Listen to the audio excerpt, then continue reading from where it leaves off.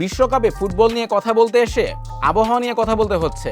হ্যাঁ, এটাই ২০২৬ সালের বাস্তবতা। এমনিতেই এবারের বিশ্বকাপ ইতিহাসেরই সবচেয়ে বড়, কারণ ৪৮টি দেশ লড়বে আমেরিকা, কানাডা আর মেক্সিকোর ১৬টি ভেন্যুতে। কিন্তু মাঠের ট্যাকটিক্স বা ফেভারিট টিম নিয়ে আলোচনার চেয়ে এখন বড় talk of the town north আমেরিকার পাগলাটে ওয়েদার। পরিস্থিতি যা, তাতে মাঠের লড়াই শুরুর আগেই ফুটবলাররা ফুটবল খেলবেন নাকি রোদে পুড়ে বারবিকিউ হবেন, সেটাই বড় প্রশ্ন। ইউএসএ টুডে আর এবিসির ওয়েদার ফোরকাস্ট বলছে জুন জুলাই মানে উত্তর আমেরিকায় তখন পিক সামার বা প্রচণ্ড গরম। ডালাসে জুনে গড় তাপমাত্রা ৯১ ডিগ্রি ফারেনহাইট, জুলাইতে ৯৬। হিউস্টনে আর্দ্রতা এত বেশি যে শুধু দাঁড়িয়ে থাকলেই ঘাম পড়ে। আর মেক্সিকোর মন্টেরেতে জলবায়ু বিশেষজ্ঞরা বলছেন সেখানে মাঠে নামার আগেই থাকবে হিটস্ট্রোকের ঝুঁকি। অনেক স্টেডিয়ামে আবার কোনো ছাদ বা এয়ার কন্ডিশনিং নেই। বিশেষ করে ইউরোপের যে দলগুলো একটু ঠান্ডা আবহাওয়ায় অভ্যস্ত, তাদের তো এখনই সানবার্ন আর ডিহাইড্রেশনের অবস্থা।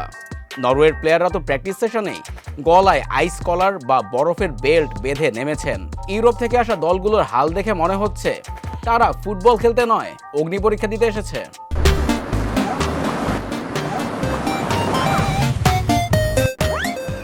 পরিস্থিতি এখন এতটাই সিরিয়াস যে ফিফা প্রথমে স্টেডিয়ামে পানির বোতল নেওয়া ব্যান করলেও চতুর্মুখী তোপের মুখে পড়ে মাত্র ২৪ ঘন্টার মধ্যে একটা ইউটার্ন নিতে বাধ্য হয়। এখন অন্তত এক বোতল ফ্যাক্টরি সিল্ড পানি সাথে রাখা যাবে, না হলে হয়তো গ্যালারিতেই ফ্যানদের হিটস্ট্রোক হয়ে যেত। তবে শুধু গরমই নয়, এবারের বিশ্বকাপের সবচেয়ে বড় থ্রেট হলো বজ্রপাত। বিবিসি জানাচ্ছে নর্থ আমেরিকায় গরমের এ সময় বজ্রপাত হয় সবচেয়ে বেশি, আর আমেরিকায় ইউরোপের চেয়ে ৪ গুণ বেশি বজ্রপাত হয়। আমেরিকায় লোকাল অথরিটির নিয়ম অনুযায়ী স্টেডিয়ামের ৮ মাইলের মধ্যে যদি একটা বজ্রপাতও ডিরেক্ট হয়, রেফারি সাথে সাথে খেলা বন্ধ করে দিতে বাধ্য, কোনো খাতির নেই।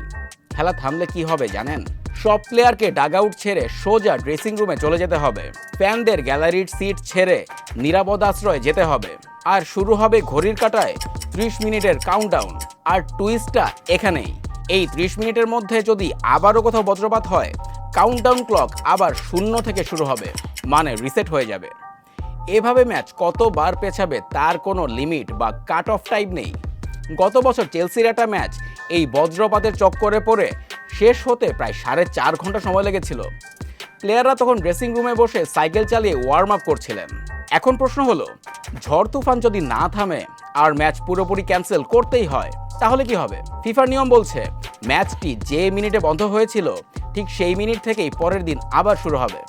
ধরুন ৭৬ মিনিটে খেলা বন্ধ হলো, পরের দিন প্লেয়াররা মাঠে নেমে বাকি ১৪ মিনিট খেলবেন। তফাৎ শুধু এটাই, আগের দিনের মেজাজ আর পরের দিনের ট্যাকটিক্স পুরোপুরি ওলটপালট হয়ে যাবে। সবচেয়ে মজার বিষয় হলো গ্রুপ পর্বের শেষ ম্যাচগুলো নিয়ম অনুযায়ী দুটো ম্যাচ একসঙ্গেই হয়।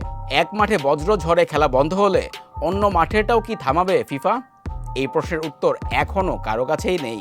ফিফা অবশ্য প্লেয়ারদের জন্য কুলিং ব্রেক বা হাইড্রেশন ব্রেকের ব্যবস্থা রাখছে, তবে এক্সপার্টরা বলছেন ৩ মিনিটের এই ব্রেক হাস্যকর রকমের ছোট।